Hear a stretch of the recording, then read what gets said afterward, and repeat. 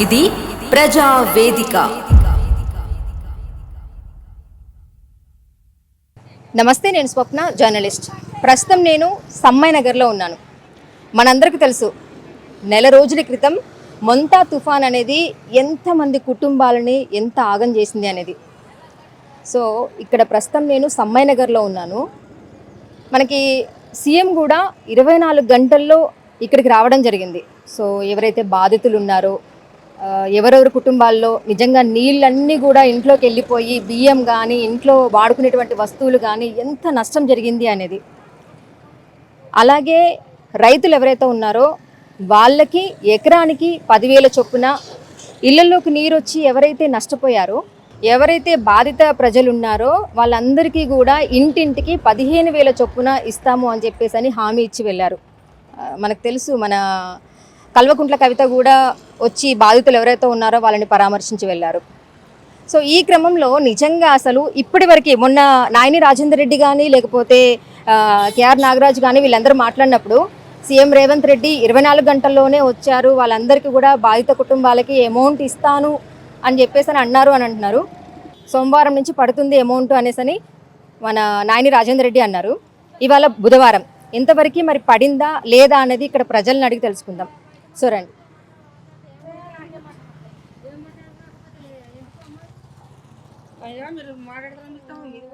So ప్రస్తుతం మనతో పాటు ఇక్కడ సమ్మాయి నగర్లో ఒక అమ్మ ఉంది, అడిగి తెలుసుకుందాం అసలు. అమ్మ నమస్కారం. మేడం. నమస్కారం. ఏం పేరమ్మా? నా పేరు శ్రీలత. వరదలు వచ్చినాయి మాకు. 1వ తారీఖు వరద వచ్చినాయి, 30వ తారీఖు వరదలు వచ్చినాయి. 1వ తారీఖు నాడు సీఎం వచ్చిండు. మీరు ఏం బాధపడకూరు, మీకు అన్నీ చేస్తామని చెప్పి వేయండు. ఇప్పటి వరకు ఏం లేదు. మొన్న ఒక కోపం బియ్యం తప్ప ఇప్పటి వరకు గవర్నమెంట్ వస్తువా, చెద్దరా, కనీసానికో చీరనా, ఇప్పటి వరకు ఏం లేదు. మేము ఇళ్ళలో పని చేస్తాము, అందరం ఇళ్ళలో పని చేస్తాము. మా ఇళ్ళలో పని చేసేటోళ్ళు వాళ్ళు పాతయా బోతయా ఎత్తే అవే కట్టుకొని ఉంటాను. అన్నీ కొట్టుకుపోయినాయి, ఇంట్లో కానుంచెలు కొట్టుకుపోయినాయి. ఇవరకు ఒకసారి కొట్టుకోతే ఆయన అట్లానే అన్నాడు, మీకు అన్నీ చేస్తామమ్మా అన్నీ చేస్తామన్నాడు. అప్పుడు ఆయన ఏం చేయలే, ఆయన రాలే, ఏం చేయలే. ఈ నచ్చి కూడా మాకు ఏం చేయలేకపోయింది ఇప్పటి వరకు. ఏమన్నంటే 15,000 వేస్తామని అంటాడు. ఇప్పటికీ నెల అయిపోయింది, నెల మీద 5-6 రోజులు అవుతుంది. ఇప్పటి వరకు కనీసానికి ఉన్నారా లేరా అని ఎవరు వచ్చి చూసిన వాళ్ళు కూడా లేరు, ఇట్లా చేసిన వాళ్ళు కూడా లేరు. ఇట్లా వచ్చి అసలు ఎవరు చూలే. ఒక్కొక్కరు మీడతాను. ఇంకా కొంత మేము తీరుగున్న వాళ్ళు ఉన్నాం కానీ ఇంకా అసలే లేని వాళ్ళు చూద్దాం మస్తు బాధపడతాను. ఇంకొకరు మేము పెట్టే బుక్కలోకి వెళ్ళి మా పక్క వాళ్ళకి మేము పెట్టుకుంటున్నాం తప్ప మాకు ఇప్పటి వరకు అయితే వచ్చి ఎవ్వరు సాయం చేయలేదు. ఇంకా వేరే ఎవరన్నా ఉన్నోళ్ళు, మేము పనిచేసే కాడు ఉన్నోళ్ళు చెద్దరా చిల్లర సామానా పరాయోళ్ళే కొనుకొచ్చి ఇంక ఇట ఆటో మాకు పూట కడుతుంది తప్ప ఇప్పటి వరకు అయితే మాకు గవర్నమెంట్ ద్వారా ఏ సాయం పొందలే. ఒక మొన్న మనిషికి 6 కిలోల బియ్యం అని ఇచ్చారు. అంత మించి 1 కిలో బియ్యమే కానీ, ఓ 100 రూపాయల సామాను కానీ, కట్టుకున్నందుకు ఒక చీర కానీ ఎన్నో ఇదన్నాయి. కనీసానికి కొంతవరకైనా మమ్మల్ని అరుచుకోవాలి కదా. ఇప్పుడు మొంతా తుఫాన్ వచ్చిన తర్వాతనే మీకు ఇంత సమస్య. ఇప్పుడు ఇళ్లలోకి వరద రావడం అవును. ఇవరకు ఒకసారి వచ్చింది, అంతకుముందు ఒకసారి వచ్చింది. ఆయన కేసీఆర్ ఉండంగా వచ్చింది. ఆయన అట్లనే చెప్పిండు, మనిషికి 10,000 ఇస్తామమ్మా. అప్పుడేం లేదు, మనిషికి 10,000 ఇస్తామమ్మా, కంపల్సరీ ఇద్దాము అని ఆగమాగం 2 రోజులు చేసిరు కదా. ఇప్పటి వరకు ఆయన జాడలేదు. అప్పుడు ఆయన వస్తే అవే బోకర్ మాటలు మాట్లాడిండు. ఇప్పుడు ఈయన వచ్చిండు, ఆయన రాకుండా బోకర్ మాటలు మాట్లాడి దాటేసిండు. ఈయన వచ్చి మరి మా పరిస్థితులు చూసి, మా ఇండ్లు కొట్టుకుపోయినా చూసి, మా మనుషులతో మాట్లాడి అన్ని చేసి ఇంత కూడా సాయం చేయకుండా పోయిండు. అంటే ఇప్పుడు నాయని రాజేందర్ రెడ్డి ఒక మాట అంటున్నారమ్మా. సో 10 సంవత్సరాలు ఏలిన వాళ్ళు ఎవరైతే ఉన్నారో వాళ్ళు చేసింది లేదు, ఏం లేదు. బట్ మేము ఈ 2 సంవత్సరాలు వచ్చాం కదా, మేము ఎంత చేసామన్నది ప్రజలకు తెలుసు అంటున్నారు. మరి మీరు దాన్ని అడిగితే మీరేం మాట్లాడతారు? ప్రజలకు చేసిండు, ఎక్కడ చేసిండు తెలియదు కానీ ఇప్పటి వరకు అయితే మాకు గుడిసెవాసులకైతే ఏం చేయలేదు. మీకు 15,000 ఇంతవరకు? 15,000 పోంగా అసలు 10 పైసలు కూడా ఇచ్చిన బాబా అనుకోలేదు. 15,000 ఇచ్చినాక ఒక గుడిసెలు కూడా పోయి ఉన్నాయి అక్కడ. ఒక్కొక్కరు కట్టుకొని పరిస్థితి. ఎవరన్నా కొంచెం ఉన్న వాళ్ళం ఒక రేకుల షెడ్ వేసుకుంటే అందులోనే 2-3 ఫ్యామిలీలు ఉంటాను. మా ఇంట్లో 3 ఫ్యామిలీలు ఉన్నాం. మరి ఏం చేస్తాం? వాళ్ళు గుడిసె కట్టుకున్నాక మాకు మీద బయటికి పోతే కిరాయి కట్టని పరిస్థితి. 3 ఫ్యామిలీలు ఉన్నాం మా ఇంట్లో. ఒకటే రూమ్ లాగా ఉంది. ఇది ఒక్కటే రూము, ఇంట్లోనే ఒక్కదాని వండుకొని తింటాను. ఇక ఉన్న వాళ్ళని ఎవరు అందరం తినేది కదా అన్నాం కదా బిడ్డ అని 3 ఫ్యామిలీలు వండుకొని తినుకుంటుంటాను వాళ్ళ గుడిసె కట్టుకున్నాక. మరి ఏం చేద్దాం, చూద్దాం, అది కూడా చూద్దాం. అమ్మ నువ్వు చెప్పమ్మా, నువ్వు ఏదో మాట్లాడుతున్నావు. ఏమి లేదు, మాకు పట్ట ఇస్తాను నేను ఇక్కడ పెద్ద కాలు ఉందట. ఓకే చెప్పండి. మాకు పట్ట ఇస్తాను అనుకొని మేము కార్లో కూడా పడ్డాం. మీకు మాకు సాధ్యం ఉన్నది మీకు సహకారం చేస్తా, నేను తప్పకుండా చేస్తా. గుడిసె తిరిగి రేవంత్ రెడ్డి వచ్చిండు, గుడిసె వచ్చి తిరిగి మీకు ఎంతో అంతో సాయం చేస్తా, మీకు పట్ట ఇచ్చే జిమ్మదారి నాదని హామీ ఇచ్చిపోయిండు. ఇంతవరకు మాకు ఎన్ని రోజుల్లో సాయం చేస్తాను అనేసి అన్నారు. ఇప్పుడు 24 గంటల్లో రేవంత్ రెడ్డి వచ్చిండ్రు అని చెప్పి అంటున్నారు కదా. నెల రోజులు అవుతుంది. నెల రోజులలో కూడా మరి ఇంతో అంత కొన్ని డబ్బులైనా మరి మీకు గుడిసె అయినా బాగా చేసుకొని తరగొండండి, నేను పట్ట ఇచ్చేదాగా బిడ్డలు అని కూడా మాకు ఇంతవరకు ఆయనతో తిరిగిన వాళ్ళు కూడా ఎవరైనా మాతో వచ్చి మాట్లాడతలేరు. ఎవరు కూడా ఇంతవరకు ఏ సాయం చేస్తలేరు. ఉన్నది తింటున్నాం, ఇంట్లో పని చేసిన కాడ పోయి వాళ్ళు పెడితే తింటున్నాం ఉంటున్నాం. ఇప్పుడు కనీసం మాకు చేద్దర్లు బట్టలు అన్నీ కొట్టుకుపోయింది, ఏది లేకుండా ఉంది. ఇంత మునిగిన అట్లా ఏం తీసుకోవాలి బిరువలు కూడా కొట్టుకుపోయింది. కొంతమంది సొమ్ము కూడా పోయింది. అయినా కూడా అన్ని మా బాధలు చెప్పినా కూడా ఇన్నాడు. ఎన్ని రోజుల్లో ఇస్తానన్నారమ్మా? ఇప్పుడు మీకు సహాయం మాకు ఇంత వారం రోజులనే పడుతుందని అన్నారు, వారం రోజులనే చేస్తానన్నాడు. ఇంతవరకు చేయలేదు. నెల రోజులు అవుతుంది.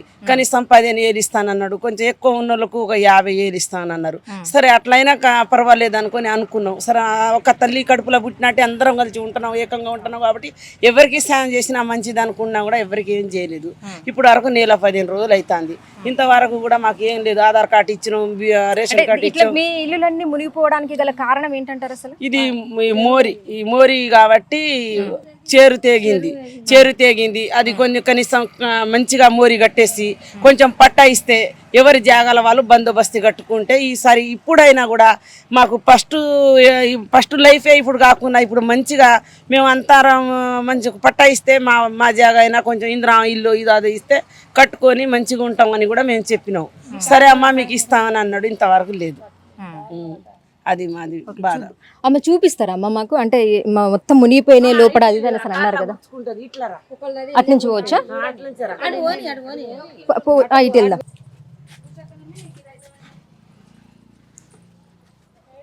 మొత్తం పక్కన అంతా డ్రైనేజే కదమ్మా అంతా. అసలు ఆ నీళ్ళంతా ఇటు వస్తే మామూలుగా ఇప్పుడు వరద నీళ్ళు అని కాదు, అసలు గలీజ్ నీళ్ళు మొత్తం ఇళ్ళలోకి వెళ్ళిపోయేటట్టుంది కదా. అసలు ఇంత దారుణంగా ఉందో ఒకసారి ఇక్కడ చూపించు.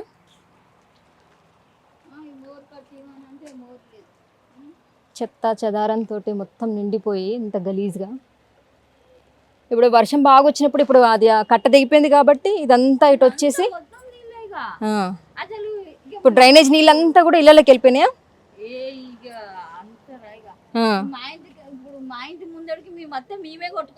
అవును.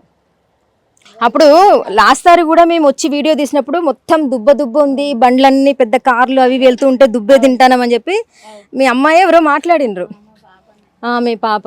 సో అప్పుడు మాట్లాడి వెళ్ళిన తర్వాత ఈ ఇల్లేనా? ఇది ఇల్లు ఉంటేనా? ఇది ఇల్లు అంట యాక్చువల్గా.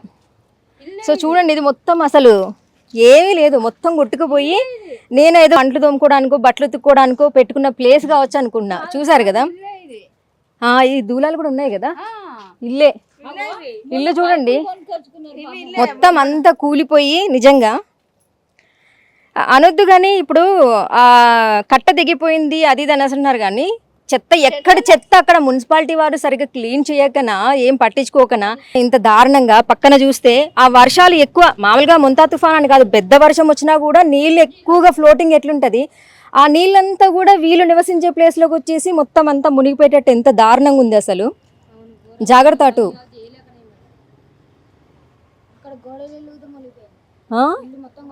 ఇల్లు మొత్తం కొట్టుకుపోయిందా అసలు?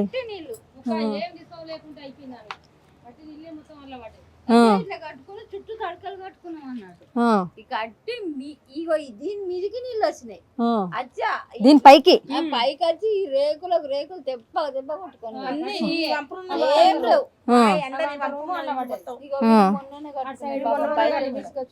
మొన్న కట్టుకున్నారు వాళ్ళు. అటు వెళ్దాం కానీ సో ఇది చూడండి, ఇది నేను మామూలుగా కొంతమంది ఇంటి వెనకాల పెట్టుకుంటారు కదా బట్టలు ఉతుక్కోవడానికి, అంట్లు తోముకోవడానికి, అదనుకున్న ప్లేస్.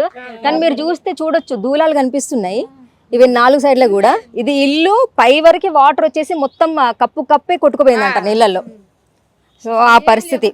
సో ఏమనంటే నేషనల్ డిజాస్టర్, ఇప్పుడు ప్రకృతి విపత్తు వచ్చినప్పుడు ఎవరము ఏమి చేయలేము అని చెప్పేసి అని కొంతమంది రాజకీయ నాయకులు మాట్లాడుతుంటారు. ప్రకృతి విపత్తు వస్తే నిజంగా ఎవరేం చేయలేరు, కానీ అంతకంటే ముందు డ్రైనేజీలు ఏవైతే ఉన్నాయో అవి క్లీన్ చేయించాలి కదా. అవి క్లీన్ చేయించకపోతే ఇలాగే ఎక్కడ నీళ్లు సాఫీగా వెళ్లాల్సింది వెళ్లకుండా ఈ విధంగానే అవుతుంది. ఎవరైతే చిన్నగా రేకులు కట్టుకోనో ఇళ్లలో పని చేసుకుంటూ ఏదో వచ్చిన ఆదాయంతో కట్టుకుంటే ఇంత దారుణంగా వాళ్ళ బతుకులు ఇలా అవుతున్నాయి. అంటే ఓట్లకి మాత్రం ఇలాంటి గల్లీల్లోకి రాజకీయ నాయకుడు ప్రతి ఒక్కరు వస్తారు, వచ్చి మాకు ఓటేయండి అంటారు. ఏ పార్టీ అయినా అండి. గతంలో బీఆర్ఎస్ ప్రభుత్వం ఉంది, అప్పుడు కూడా ఇప్పుడే వచ్చింది కాదు, మొంతా తుఫాను వచ్చినప్పుడే మునిగింది కాదు ఇది.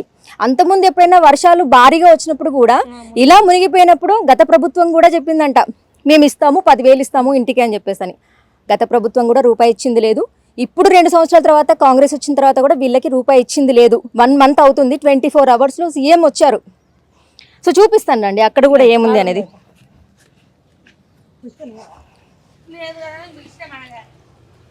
ఇంతకుముందు ఈ ఏరియా అంతా కూడా దుబ్బ ఉండేది. ఈ సమ్మాయి నగర్ అంటారు కదా, అటు వెళ్తేనేమో ఇంజనీరింగ్ కాలనీ. ఇక్కడికి వచ్చినాము, వారితో కూడా కవర్ చేసినాము. మొత్తం దుబ్బ ఉండే. మీరు నా ప్రీవియస్ వీడియోస్ చూస్తే కనుక తెలుస్తుంది. ఇక్కడికి వచ్చి మేము గతంలో 2 ఇయర్స్ అవుతుందా? అవును, అప్పుడు 2 ఇయర్స్ అవుతుందా అమ్మ? 2 సంవత్సరాలు అయిందా? అవును. సో రోడ్డు అయితే వేసిండ్రు.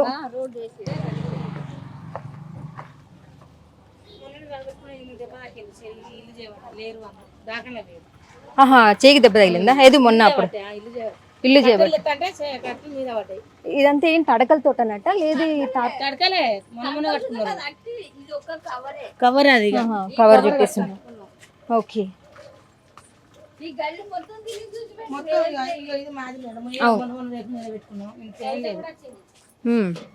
తడకలు కట్టలేదు మేడం.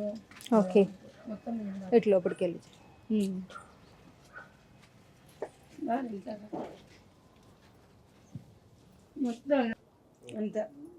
నీళ్ళు ఏవైతే వచ్చినాయో వర్షం అంతా కూడా తెల్లారి కల్లా మొత్తం, అంటే గేట్లు ఎత్తకపోవడం వల్ల సమస్య అని చెప్పేసి అని.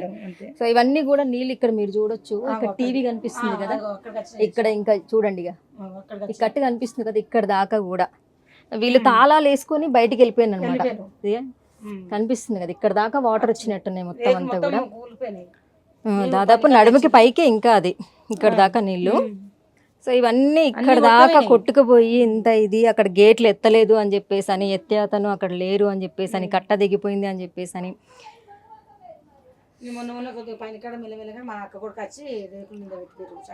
రేకులు మీరు నిలబెట్టుకున్నారు. సో ఇంత నష్టం జరిగినప్పుడు ప్రజల ఓట్ల ద్వారా గెలిచినటువంటి రాజకీయ నాయకులు వీళ్ళకి ఇచ్చిన మాట ఏదైతే ఉందో, ఓకే 24 అవర్స్లో వచ్చిన ముఖ్యమంత్రి మీకు ఏదైతే నష్టం జరిగిందో మీ అందరికీ కూడా నేను ఇంటికి 15,000 చొప్పున అమౌంట్ ఇస్తాను అని చెప్పిన ముఖ్యమంత్రి నెల రోజులు అవుతుంది ఇదంతా జరిగి కూడా. ఇటు వచ్చి ఒకసారి విజువల్స్ తీసుకో. ఇదంతా కూడా మొత్తం ఇంత హైట్ ఉన్నా కూడా ఇక్కడ దాకా నీళ్ళు వచ్చేసి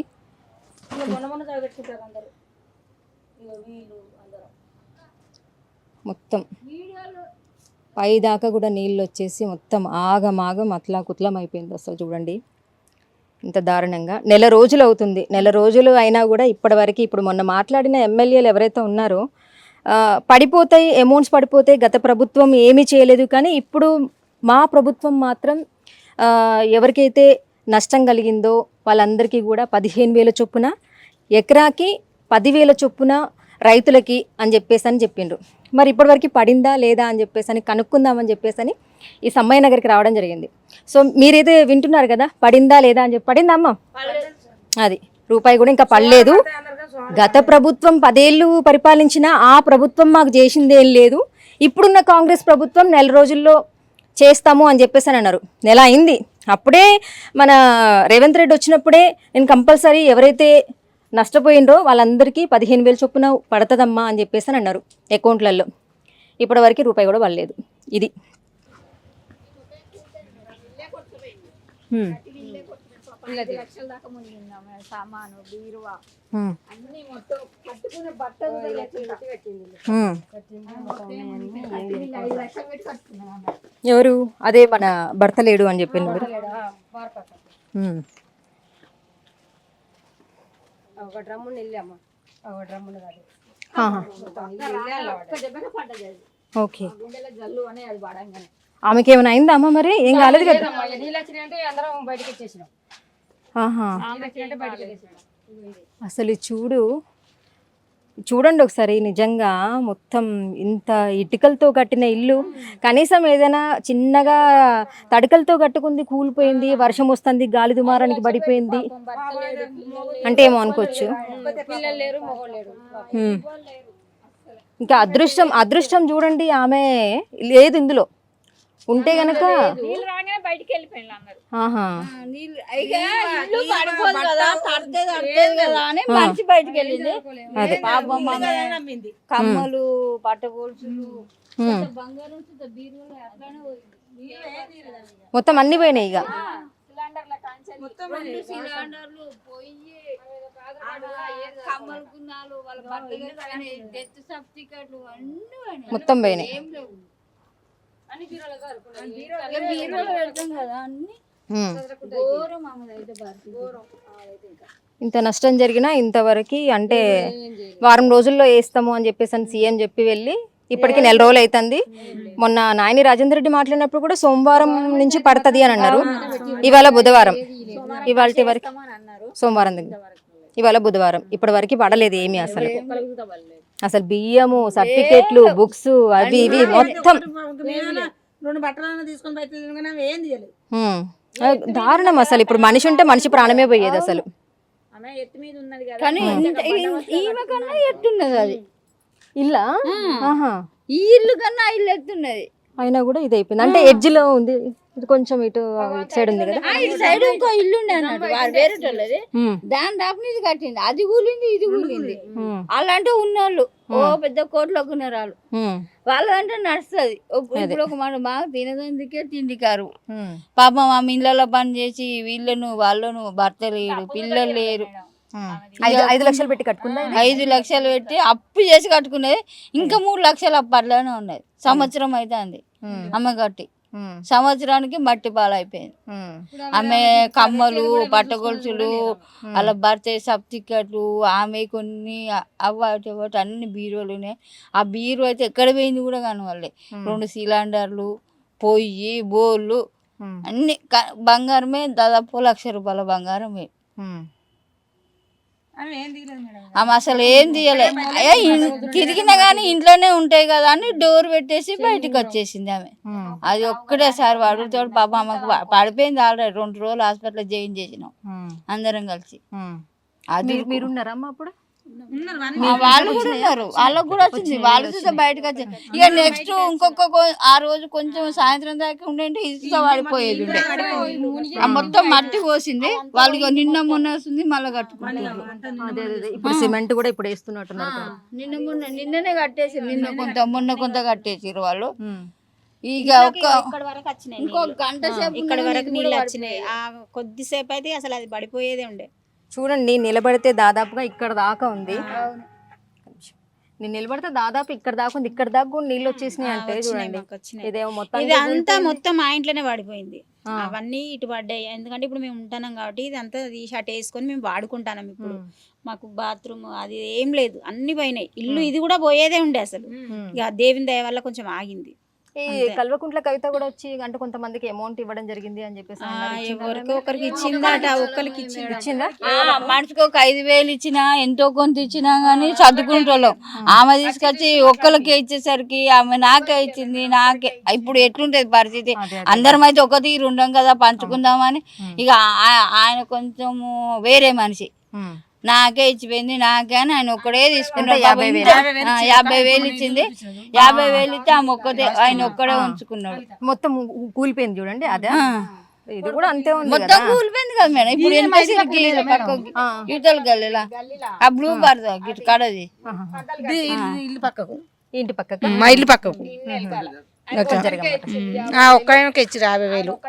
నేనని చెప్పిన మా ఆయనకు దెబ్బ తాకింది మా ఆయన అని చెప్పిన మాకు ఎవరు పట్టించుకోలేదు.